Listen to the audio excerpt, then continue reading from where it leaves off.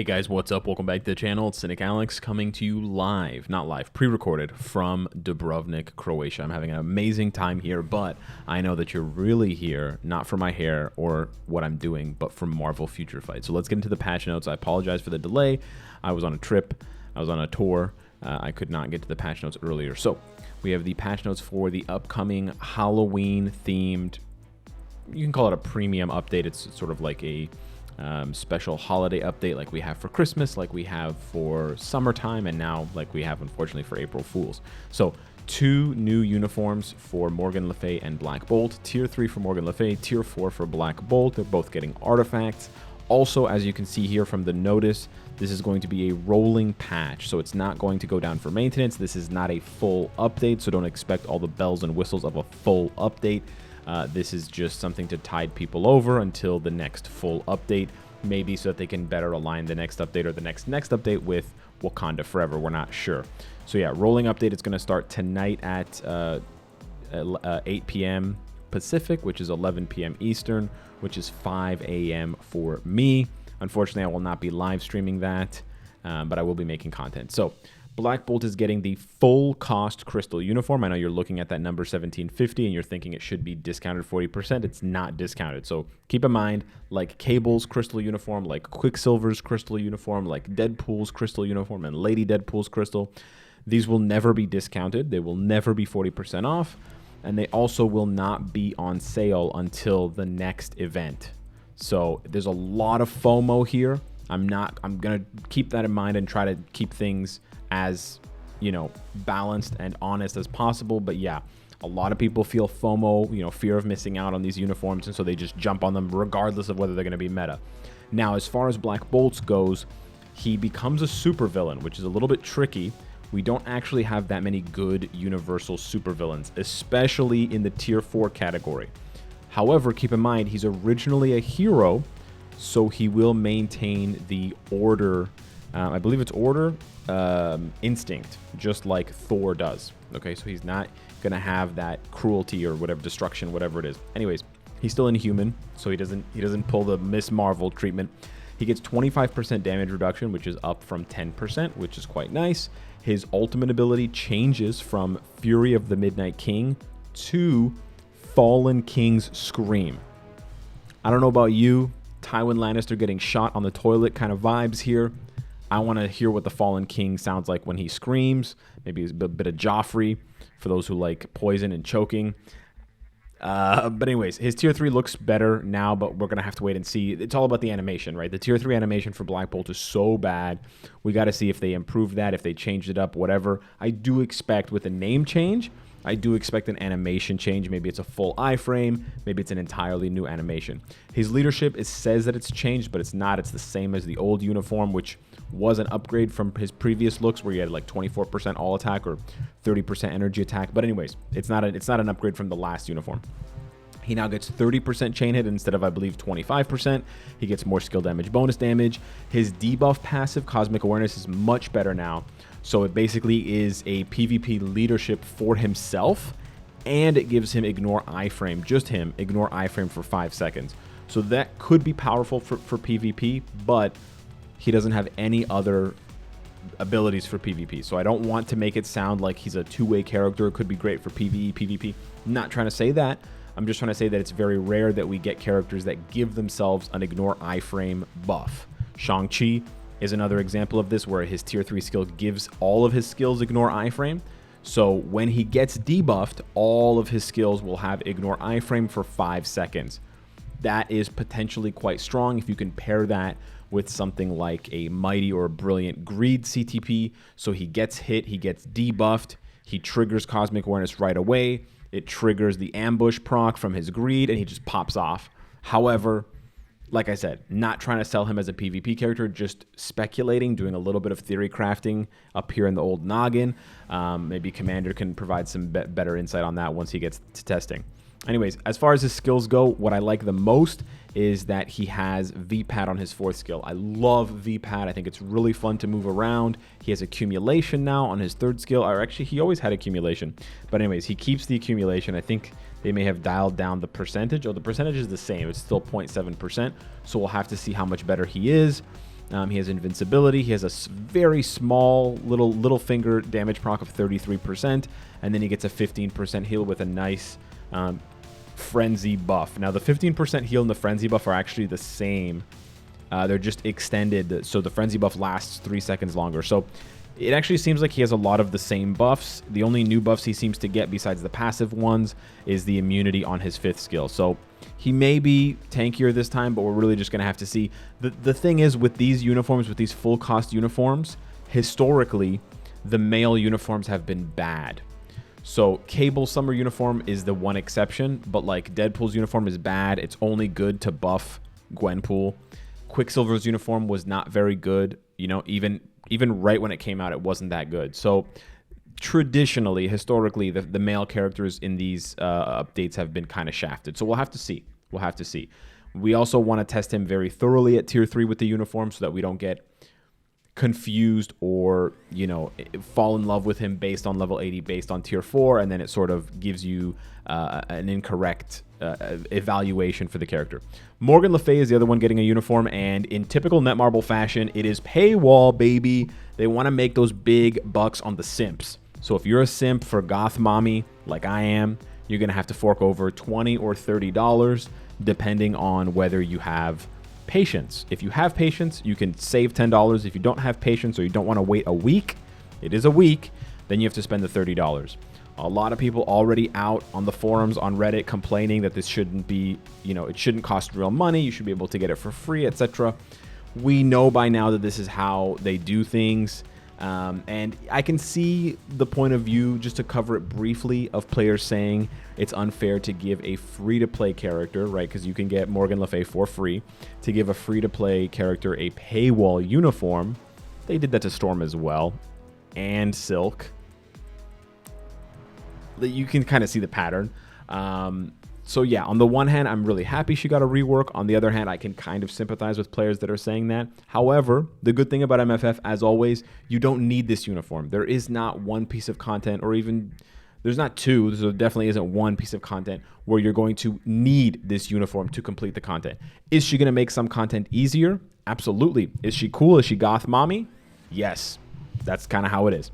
So yeah, you're going to have to get 30 Halloween tokens, and again, we'll cover how to get them, but just straight up, you have to spend money to get Halloween tokens. You're going to get 10 for free, and that's it. So if you think you can get this uniform without paying money, you got to do a lot of Google quizzes or whatever, the Google surveys. Anyways, her uniform effect is a passive for all universals, so it's like Ebony Maw. It applies to all universal allies, whether they're heroes or villains, whether she's in the lead or not. They're going to get 35% attack, which is very nice.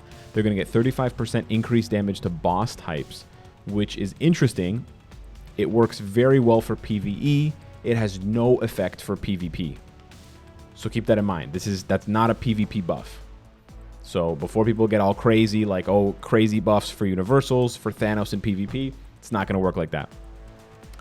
And then when they're debuffed, universal types will have 10-second debuff removal with an 18-second cooldown. So this is her passive. Her uniform passive is basically a really good PvP leadership for any universal characters. But then you can stack that by also having another leadership. So you could put Morgan Le Fay on a PvP team with, let's say, you know, a different universal type, right? Like Thor, and you could still get to 50% lightning resistance. You wouldn't do that for PvP, but for example, like Gore, you can get his 35% HP, and you get all of the debuff stuff from Morgan, and you get the 35% attack. Quite nice. Also nice for PvE, as I said, because the 35% damage to boss types is for PvE. Then her tier 2 passive, she's losing the clones, the summons. So she loses that. She gets 10% chain hit. She gets a bunch of skill damage, bonus damage, and 30% damage reduction, which is very nice. Remember, she keeps the revive. Now she revives with 80% instead of 50%, so she could still be a threat for PvP. I don't know, but she doesn't have iframe ignore. She doesn't have reflect. She doesn't have any other abilities for PvP, so I think she'll be, at best, a PvP support. But I kind of hesitate to say she's a good PvP support because even someone as strong as Hela as a PvP support doesn't see that much play. doesn't see that much action, right? It's very hard these days with how stacked PvP is, with how amazing, you know, Hulk tier 4, Adam Warlock, and Thanos are, how strong they are. It's very difficult to play a team that has 1 or 2 supports. You still see some of those teams, but many fewer players are doing that. Most players now, especially the competitive ones, are running 2 or 3 DPSs. So if Morgan's not a DPS, she's only a passive, she's going to be better than Ebony. I would say for PvP, she's a better support than Ebony. But again, is she going to be better than Colossus? I doubt it. We'll have to wait and see how it goes. But she does have a very interesting uniform effect. I don't want to undersell that. Very interesting effect. Very nice combination of PvE and PvP. As far as her abilities go, and also as far as Black Bolt's abilities go, we don't see a lot of leaning on ABX ABL. So Black Bolt does have silence paralysis, but he has shock, but he doesn't have burn, he doesn't have fracture, and he doesn't have snare. And then for Morgan Le Fay, she doesn't have anything, basically. She has paralysis. Well, she does have some, but anyways, she has paralysis on her 3rd skill, and then she has, I believe, silence on her tier 3, but no burn, no shock, no snare, and no fracture. So none of the new ABL requirements. As far as the skills go, she has a 90% damage proc, which could be very strong if you can cancel all of her skills, or if you can cancel like 3, 4, 5 kind of thing. 40% attack buff is nice with a 20% heal, and then a 1% accumulation. So I'm guessing she's going to be kind of like an Enchantress type of character, but just stronger than Enchantress because she can go to tier 3. She has the support abilities, and then she also has this 3, 4, 5 combo, or 3, 5, 4 combo. That's what I'm guessing it's going to be. You're going to be able to pass that damage proc from 3 onto either Curse of Corruption or Underworld Assault, but I'm just guessing. We don't actually know. I haven't seen the in-game gameplay. As far as her tier 3 goes, like I said, it has silence, it has regular tier 3 buffs and stuff. Nothing out of the ordinary here. The animation looks pretty cool, but it also looks pretty generic. She just summons a bunch of orbs, and then they build up to a bigger orb, and then the bigger orb kind of explodes. It's pretty cool. It's not. Hopefully, it's more Halloween-y with Halloween-y. Hopefully, it's more Halloween themed with this one. Like, we want to see bats, or we want to see pumpkins, something like that, to make it feel a bit more unique and a bit more special than regular tier 3 animations. Then we have the tier 4 for Black Bolt. Speaking of things that are special, it's very hard for me to look. It's very hard for anyone to look at this tier 4 and be like, wow, that's good. Again, the devs are doing a really bad job of selling the tier 4 buffs in the patch notes. And I know that they're probably not expecting that many players to make their buying decisions based on patch notes, but still, they can put more effort into it, right? They're very smart. Even if they have to translate it into many languages, they got to figure out a better way of selling this. Even as a 7-year veteran of this game, covering this game for 6 years as, whatever, content creator, I don't know what this means. Increases final damage by 50%. Is it the final countdown? Are we going to see, what's going on here, right? 30% all attack, we know what that means, and it's going to go up, right? Because it's based on a level 6 skill, But what does that mean? Increases final damage by 50%. I have no idea what that means. I don't know. Like, it sounds good. It definitely sounds good, and it should be good because it's a tier 4 skill. But again, there's final damage, there's attack, there's there's increased damage. There's so many different things, and just it's kind of it sounds like they're just making up words at this point. They're just making up phrases. There's also this weird text in yellow that says changes striker character abilities to tier 4 character abilities. I don't know what that means. Does that mean that if I use a striker, the game's gonna pretend that the striker is tier 4? Does that mean that you can use any striker with Black Bolt and you're gonna get the maximum value? It's unclear, but we'll have to wait and see. So that's how the Black Bolt tier 4 feels. It kind of just seems like a lot of questions and not that many answers. So we'll have to wait and see through testing, which is probably what the devs want. Oh, just test it, get them tier 4 and test it yourself. But I'm still a little bit disappointed that their way of selling the most expensive upgrade in the game at this point is with just this sort of text, no imagery, no GIFs, nothing sort of thing. Then we have the new artifacts for Black Bolt and Morgan Le Fay. Neither of them seem to be game-breaking or build-defining, which is excellent. Again, Black Bolt's is nice. It gives him ignore, dodge, and basic attack, which scales very well with tier 4. Like, he's going to get close to 50% ignore, dodge there. Morgan Le Fay's is kind of weird. It increases damage by up to 50% with a 6-star artifact for enemies who have less than, or sorry, up to 25% with 50% HP or less. So it's again, it sounds like a PvE artifact, not a PvP artifact. Kind of weird, kind of a strange one. Not really sure if it fits, if it sort of suits. And then in a surprise twist, Gore, his autoplay is being changed. The skill usage of Gore's autoplay in PvP, in gameplay, well, predominantly, mostly PvP. So this should be, this is a pretty spicy change. If Gore gets a really strong autoplay buff, he could be, we're gonna have to do another video. He could actually be like a top 3 PvP character. So he could be the second coming of Adam Warlock. This should be very, very interesting. Now, to round out the video, I did want to talk briefly about how to get the Halloween coins for Morgan Le Fay. I will do a follow-up video breaking everything down once it's in game, because it's not in game just yet. But I did want to cover this for you guys just to show you that there is going to be a 7-day pitch black Halloween login, where at the end of the login on the 7th day, which you can see it starts on the 19th and it goes for whatever, how many days, you're going to get 10 Halloween tokens. So remember I said if you are impatient, you have to pay $30. If you're patient, you only have to pay $20. So this is how you pay $20. You wait 7 days to get 10 Halloween tokens, and then you spend the remaining $20, excuse me. You spend the remaining $20 on a pack. Every pack in the game after the maintenance will have these tokens, so you really can spend them on whatever you want. But the most cost-efficient way to get tokens, to get the 20 tokens that you need, is to buy Black Bolt's Halloween chest number 2 and buy that 2 times. That's going to give you 10 tokens each time, so it's $10 US. You buy it twice, it's $20 US. And then whatever you get these chests. These chests are nothing special in my opinion, but it's really just for the tokens, just for the Halloween tokens. Again, almost every sale and every item in the shop or whatever is going to have tokens besides like the Stark Stash and stuff. So I'll do a dedicated video breaking down some other options for people that want to spend. The reason why I'm going to do that is because the Halloween token shop this time around is much better than it's been recently. It's RNG based, which I don't like, but the rest of it's very, very good. So in the past, they just recycled the token event, and it basically, you had the Morgan Le Fay, you had whatever the uniform was, and then everything else was just regular stuff here, like, a mega rank up ticket, one random CTP chest, but it was like 200, 300, 400, 500 tokens.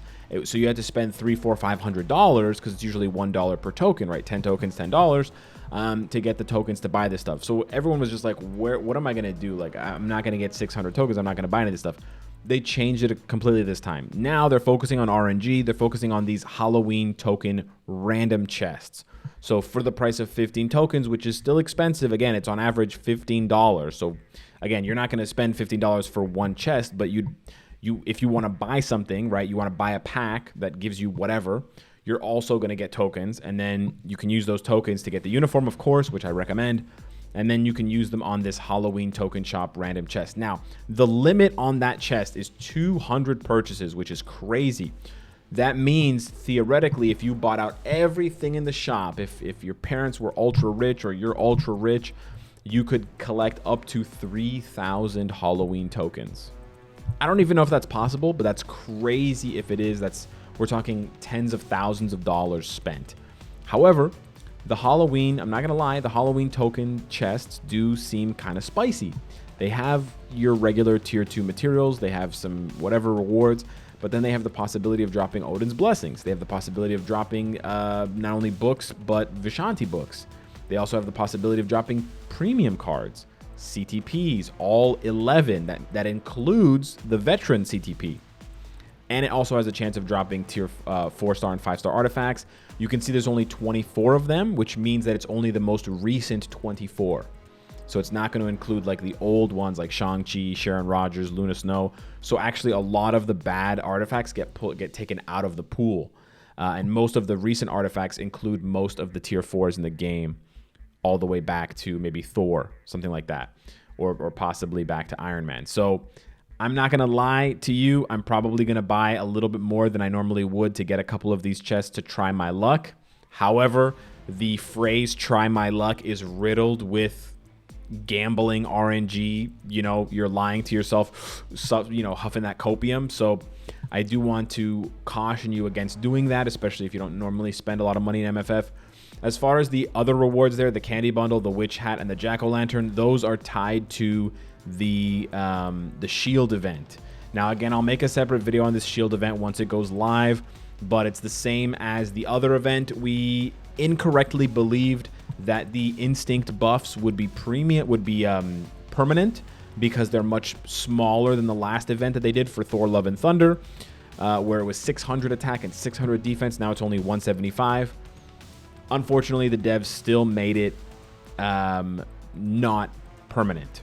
So you can see there the instinct maintenance period. When that period ends, you lose the instinct attack and defense. However, you still want to go for that because the last reward at 100% is the premium comic card chest, one random premium card. So you absolutely 100% have to complete this event.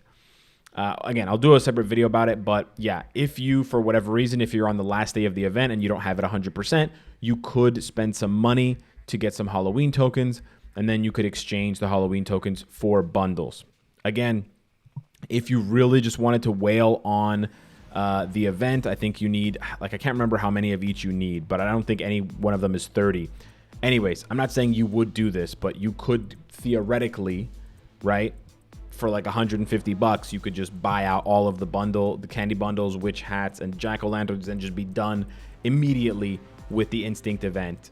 Obviously, you know, majority of players are not going to do that, but it's good to know that if on the last day you can just spend $5, get 5 tokens or whatever, and finish it off so that you can get that premium card. Really, the focus is on getting that premium card, right? That 100% completion premium, that random premium card. It's absolutely worth $5 in my opinion. It's honestly worth more, but it's just my opinion. So yeah, a lot of stuff. Again, not the most exciting for some players who don't have money to spend. For those of you that do have money to spend, it's tough to spend money right now because I know Black Friday is around the corner. So keep that in mind, right? We're a month and a half away from Black Friday. So don't go too crazy with the spending, but at the same time, there are some fun things to do if you do have a couple bucks to spend. So yeah, I'll make separate videos on that.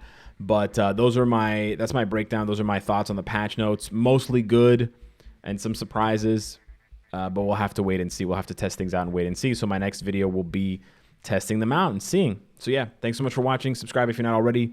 Smash the like button, and I'll see you in the next one. Take care.